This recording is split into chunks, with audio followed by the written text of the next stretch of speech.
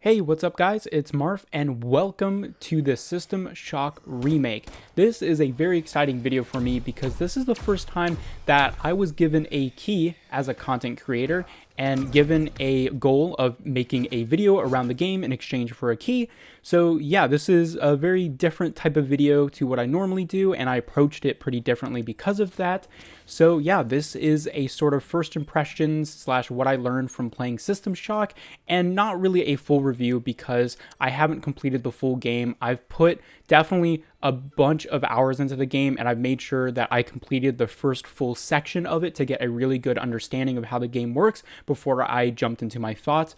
But yeah, I have some things to say about this game, and I definitely want to let you guys know about this game as well in case you are interested. So let's get into it. So firstly, why in the world am I here? How did I get to System Shock? Why am I making a video about it? Well, I was talking about video games with one of my friends, and he suggested that I check out the System Shock remake because he thought I would be interested in a genre of video games called immersive sim. So you can think of games in the immersive sim genre such as System Shock or Prey. I would consider Doom Eternal or the Doom series to kind of fit into that now that I've had some experience with it, but I guess this would be my first real big experience with a game that specifically fits into the immersive sim FPS genre. And so I applied to get a key from the developers, and they granted me access to it in exchange for a video. So that is why I am here now talking about System Shock. And again, it's really exciting to me because I guess it just verifies that I'm a real content creator, the fact that I can get access to a key to a pretty big video game in exchange for content. So I'm really grateful about that. And yeah, I hope you guys enjoyed this video. So again, I want to make it clear, I have not completed the full game, and I am still going to play this game after this video, and maybe my thoughts will change and I'll make another video when I finish this game. Because despite the things that I will talk about, I am not fully negative about this game. In fact, I have been at least intrigued enough to continue and invest my time to at least complete the game, but there are some caveats which I do want to discuss. So firstly, I want to get some basic things out of the way. Where is this game coming from? Well, the System Shock remake is, well, a remake of the original 1994 game of the same name of System Shock, and that was a genre-defining classic that was very much a legendary game from the old PC era that I do not have experience with. So I'm not coming from the perspective of having played the original game, nor have I really played a lot of games from that era. I did play the original Doom, but I actually played that on my iPod Touch, so I don't know how much that gives me a legit status about old PC games, so keep that in mind. Now, as a remake, this really does keep the core gameplay mechanics of the original game, and in fact, you'll notice that a lot of the textures seem like they are ported straight from the original game, and that's because they struck a balance between keeping aspects from the original game, but really just updating the graphics, the lighting, and some of the textures to a modern Unreal Engine so that it could feel realistic and feel more modern than the remake. Unfortunately, there's not really much I can do in terms of comparisons between the remake and the original just because I've never played the original. So I'm coming at this from the perspective of someone who has not played the original and who also doesn't have a lot of experience with this genre or this type of game. I'm definitely the type of person who loves to jump into either a quick match of CSGO competitive or Battlefield, or I play Asphalt as my main game, which is definitely a bring it up, play a couple of quick games, and then leave. So I like quick action, quick fun, but I also do like those slow burn titles or something that I can really get immersed into. I love Doom Eternal. It's one of my favorite games of all time.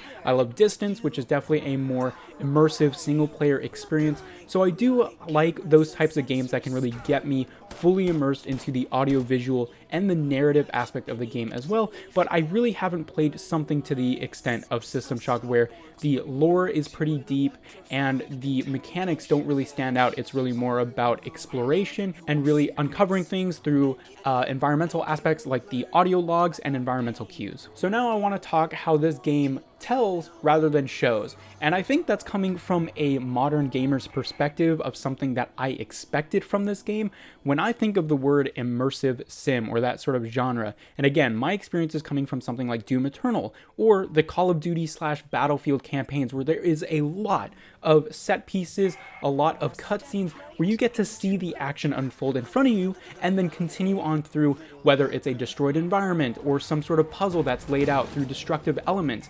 So you get to see the action and the environment unfold in front of you, and then you continue on as if you are being placed into this real-time scenario. Now, System Shock is a bit different. Of course, they set up the story, and the beginning has a really good introduction, I would say, but once you get into the meat and potatoes of the actual game, as far as I've gone, which again is going through the entire first level of the game and getting into the second and third level, once you get into that gameplay loop, you don't see any cutscenes or any big set pieces. It is just you, the gameplay mechanics, and environmental cues like audio logs.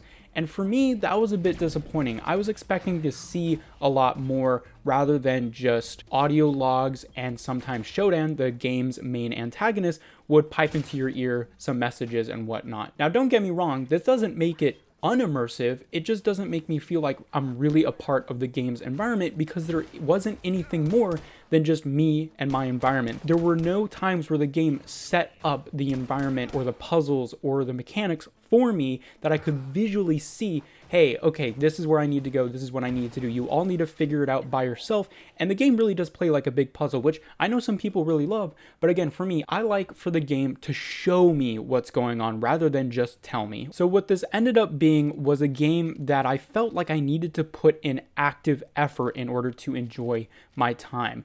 And that was a new experience for me, because again, I'm used to just clicking a button, playing a game, and forgetting that I'm really playing a game. Whereas with the System Shock remake, I was constantly reminded that I'm playing a video game, whether that's managing my inventory or trying to solve a puzzle or doing circles, trying to figure out where I went wrong because I can't progress. The game didn't give me a lot of clues. And again, I know for some people that's great, and I like that in moderation as well.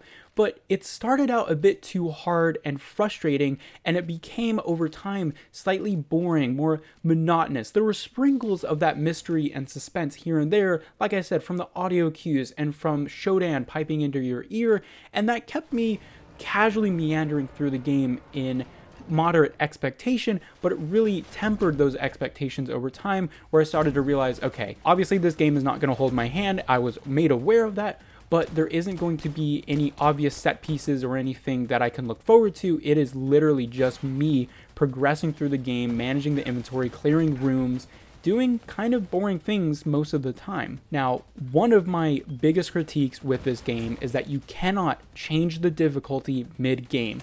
So I started out everything in the middle in terms of difficulty, so everything on 2 out of 3, and I thought that would be pretty decent for my skill level. I'm not a super hardcore gamer when it comes to FPS, but I do practice for things like CSGO, and I do have a really long history of experience with FPS mechanics and just gaming in general. So I thought 2 out of 3 would be a pretty good difficulty curve for me.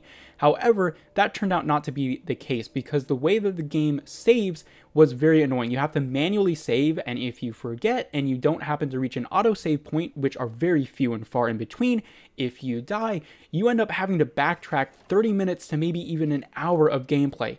And as soon as that happened twice to me, I lost my mind. I immediately went back into the menu, quit my game, and then I put everything on the lowest difficulty setting, and then I had to restart the entire game. Now, I will say, now that I've restarted the game and I'm playing on the lowest difficulty setting, the experience has drastically improved, and now it feels like I am slowly crawling my way through a narrative rather than getting angry at a game that feels difficult for the sake of feeling difficult. So if you're having difficulty with this game, maybe you're feeling frustrated by it, you don't really see the point of dying over and over again in these small cramped rooms, I would just try turning down the difficulty and more or less enjoying the game as a narrative experience rather than a mechanical first-person shooter type experience. So that was probably my biggest gripe with the game, because if I was able to change the difficulty mid-game, I would have just continued on in a lower difficulty and that would have been fine.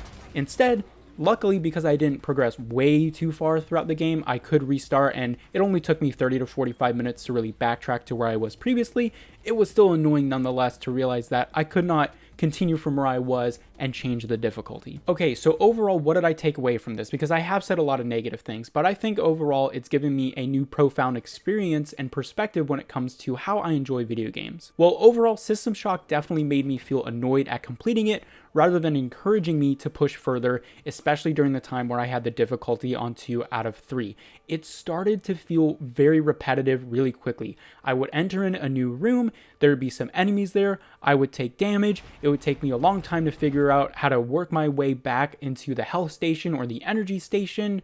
I quickly became aware and conscious of the gameplay loop, and that's something that I don't enjoy. I don't want to be made aware that I'm playing a video game.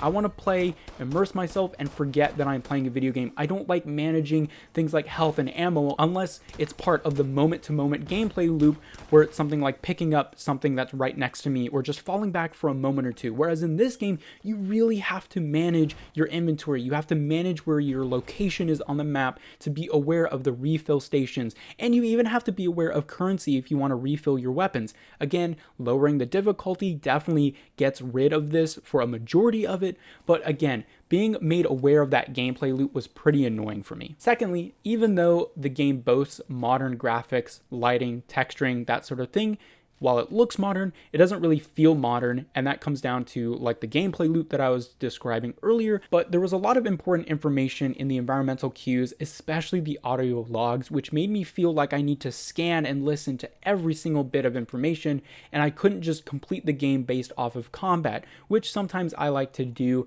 I feel like sometimes I want to just jump into a game, shoot some baddies, and progress through a game and feel like I'm achieving something.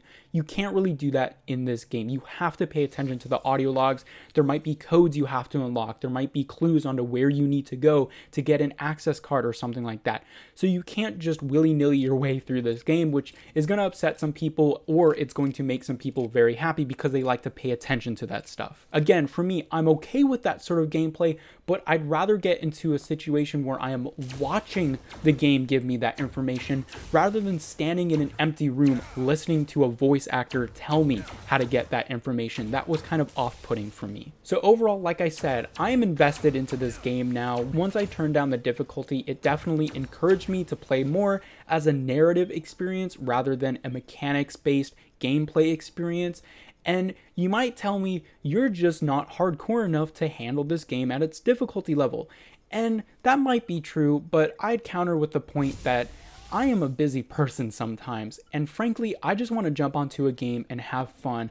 I don't want to worry about memorizing a level or memorizing where I have to go to get health packs, managing my inventory, something like that. I just want to play a darn video game at the end of a long day and feel immersed. And if you put the difficulty too high in this game, you get aware of that gameplay loop. You become aware of your inventory and where you need to go. And some people might feel overwhelmed with that. I felt overwhelmed. I felt frustrated. So I turned down the difficulty.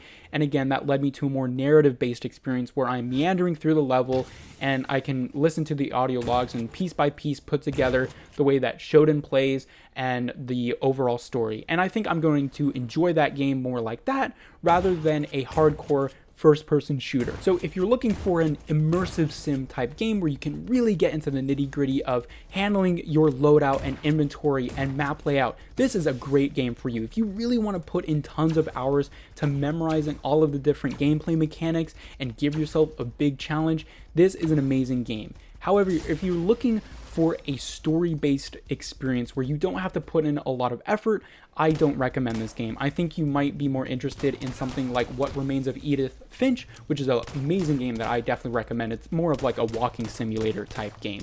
But again, I'm gonna play through this game. Maybe my thoughts about it will change, and when I complete the game, I'll let you guys know if I make a video about that. But otherwise, definitely turn down the difficulty level if you are getting challenged by this game and feeling a bit frustrated. That helped me a lot, so maybe it will help you. And overall, I'm, again, very thankful to the developers for giving me a key so that I can experience this type of game for the first time. And I hope you guys enjoyed this video. I will talk to you guys later.